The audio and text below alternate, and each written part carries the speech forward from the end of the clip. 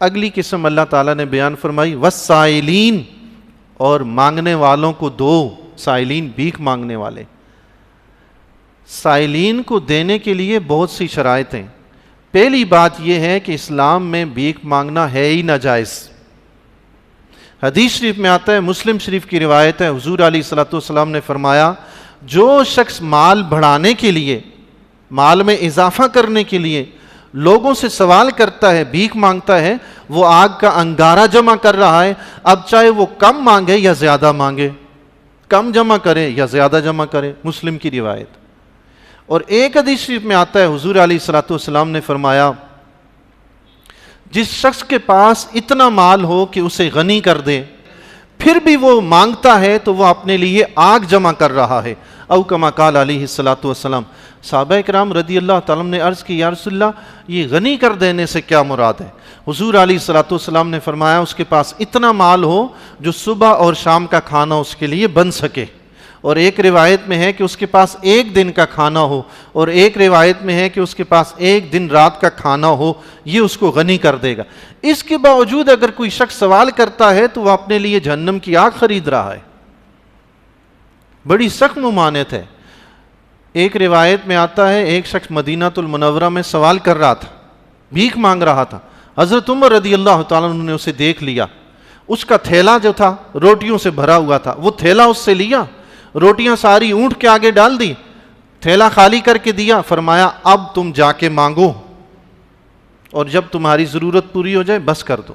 تھیلا بھرا ہوا روٹیوں کا پھر بھی مانگ رہے ہیں. یہاں تو صورت حال ہی مختلف ہوتی ہے. آقا علیہ الصلوۃ والسلام کی بارگاہ عالیہ میں دو شخص حاضر ہوئے حجۃ الوداع کے وقت. حضور علیہ الصلوۃ والسلام صدقات تقسیم فرما رہے تھے. ان دونوں نے سوال کیا. حضور علیہ الصلوۃ والسلام نے ان کو دیکھا، ظاہری حلیہ حالت سب ٹھیک ٹھاک ہے، جوان ہیں، تنو مند ہیں، تندرست ہیں، صحتیاب ہیں، سب کچھ ٹھیک ہے.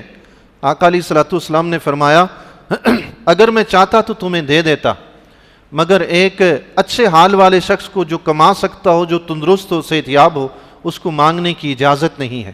او کما قال علیہ الصلوۃ والسلام. ایک اور شخص حضور علیہ الصلوۃ والسلام کی بارگاہ عالیہ میں حاضر ہوا. اس نے مانگا تو آقا علیہ الصلوۃ والسلام نے فرمایا تمہارے گھر میں کچھ ہے؟ اس نے کہا میرے گھر میں ایک پیالہ ہے اور ایک کمبل ہے جو ہم دونوں میاں بیوی اوڑھتے ہیں. حضور علیہ الصلوۃ والسلام نے فرمایا کمبل تم رکھو، وہ تمہاری ضرورت کی چیز ہے، پیالہ لے کے آ جاؤ. وہ پیالہ لے کے آیا. حضور علیہ الصلوۃ والسلام نے فرمایا کون اسے خریدے گا؟ ایک صحابی اٹھے، انہوں نے عرض کی یا رسول اللہ 1 درہم کا. حضور علیہ الصلوۃ والسلام نے فرمایا کوئی اور جو اس سے زیادہ دے. تو ایک اور صحابی اٹھے، انہوں نے 2 درہم ادا کیے. حضور علیہ الصلوۃ والسلام نے وہ پیالہ بیچا، 2 درہم لیے. اس سے فرمایا یہ 1 درہم کا اپنے گھر کے لیے راشن لے کے جاؤ اور 1 درہم کی کلہاڑی خرید کے لاؤ. وہ بازار گیا، بازار سے راشن بھی خریدا 1 درہم کا، کلہاڑی بھی خریدی. راشن گھر چھوڑا، کلہاڑی لے کر حضور علیہ الصلوۃ والسلام کی بارگاہ عالیہ میں حاضر ہوا. آقا علیہ الصلوۃ والسلام نے اپنے دستے مبارک سے اس کلہاڑی میں دستہ لگایا، اسے دی اور فرمایا جاؤ جنگل سے لکڑیاں کاٹ کے بازار میں بیچو اور اپنے گھر کا گزارا چلاؤ، مانگو نہیں. اللہ اکبر.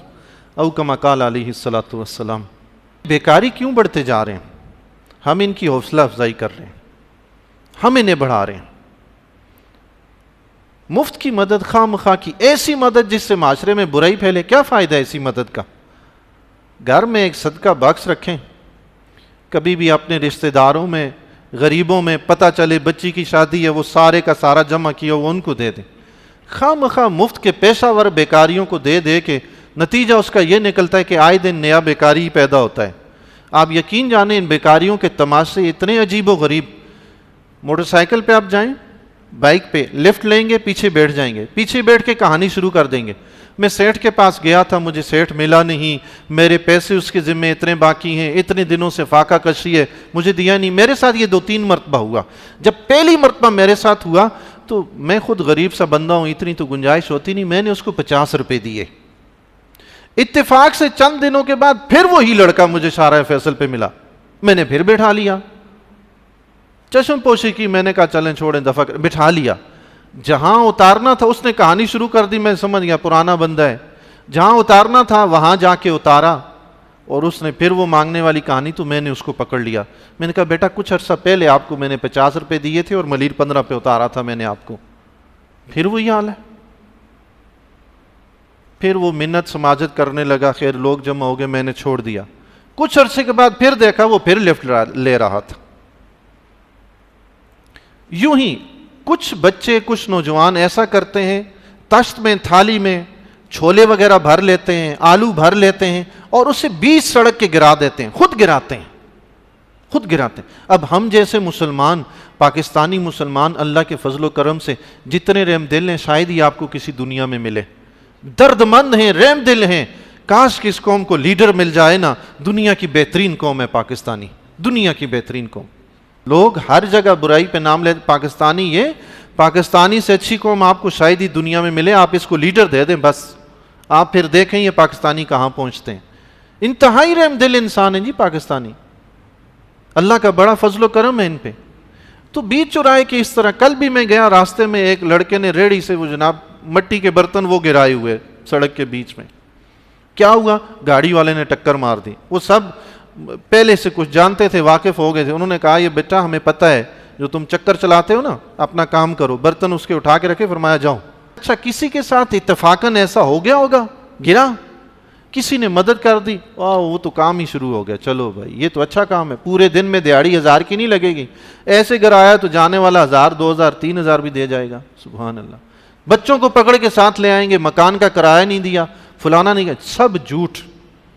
اسی مسجد میں کتنی دفعہ آئے, ایک نوجوان آیا کہ جی مجھے باپ کی لاش لے کے جانی ہے تو میرے پاس کرایہ نہیں. دل دکھتا ہے, بڑا پریشان ہوتے ہیں.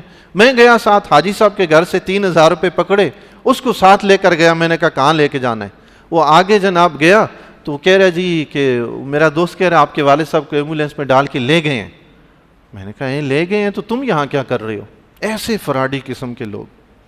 جب تک یقین نہ ہو ایسے لوگوں کی مدد نہ کریں. اس سے ہوتا یہ ہے معاشرے میں برائی پھیلتی جا رہی ہے. ان کی حوصلہ افزائی کرنے کے بجائے ان کی حوصلہ شکنی کرنی چاہیے. دیکھیں نا حضرت عمر رضی اللہ تعالیٰ نے تھیلا چھین لیا, حضور علیہ الصلوۃ والسلام نے بھی 2 سائل کو نہیں دیا اور ایک کی اس طرح مدد فرمائی. چائنیز کا مقولہ میں نے سنا ہے, کہتے ہیں دوست کو مچھلی پکڑ کے نہ دو, اسے مچھلی پکڑنا سکھاؤ. ہم مچھلیاں پکڑ کے دیتے رہتے ہیں, وہ خود کوشش ہی نہیں کرتا, اس کو کنڈی ڈالنی ہی نہیں آتی کیونکہ اس کو عادت پڑ گئی ہے پکڑی ہوئی مچھلی کھانے کی. مچھلیاں پکڑ کے نہ دیں, پکڑنے کا طریقہ سکھائیں. کئی بار ایسا بھی ہوا ہے, کہتے ہیں کہ جی کوئی کام مل گیا تو کریں گے. میں کہتا ہوں ہاں تم آ جانا, پھر آتے ہی نہیں, غائب ہو جاتے ہیں. موٹر سائیکل راستے میں چلاتے ہوئے پیدل چلنا شروع کر دیں گے. کیا ہوا, یہ پیٹرول ختم ہو گیا, چلے میں دھکا لگا دے. دھکا لگایا, پمپ کے پاس پہنچائے, جی میرے پاس پیسے بھی نہیں ہیں. ایک دفعہ میں نے پہلی دفعہ جب ہوا تو 50 روپے کی ہیلپ کی اور میں نے ساتھ اس کو اپنا نمبر دیا. میں نے کہا یہ 50 روپے ادھار ہیں, تم نے میرے فون پہ یہ لوڈ کروانے مجھے. آج تک لوڈ نہیں ہوئے وہ 50 روپے.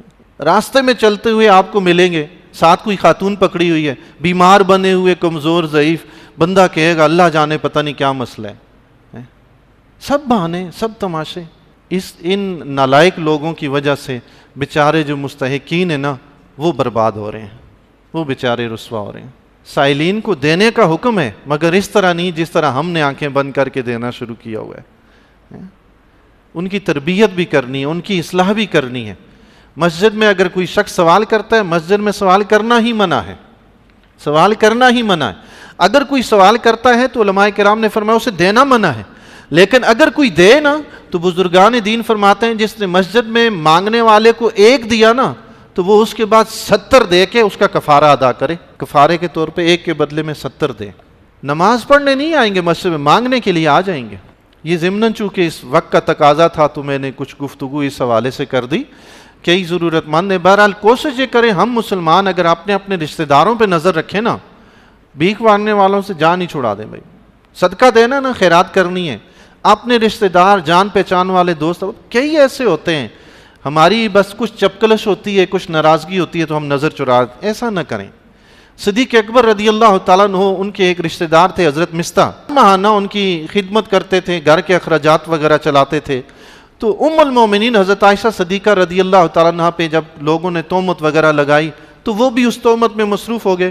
صدیق اکبر رضی اللہ تعالیٰ عنہ جلال میں آئے, ناراض ہوئے تو اس کو دینا بند کر دیا. لیکن بعد میں اللہ تبارک و تعالیٰ نے آیت نازل فرمائی کہ جو فضل والے ہیں ان کے لیے جائز نہیں کہ وہ قسم کھا لیں کہ دیں گے نہیں. تو صدیق اکبر رضی اللہ تعالیٰ عنہ نے اس کے بعد ان کی دگنا مدد شروع کر دی. سبحان اللہ. اللہ اور اس کے رسول کی محبت کریں نا جی.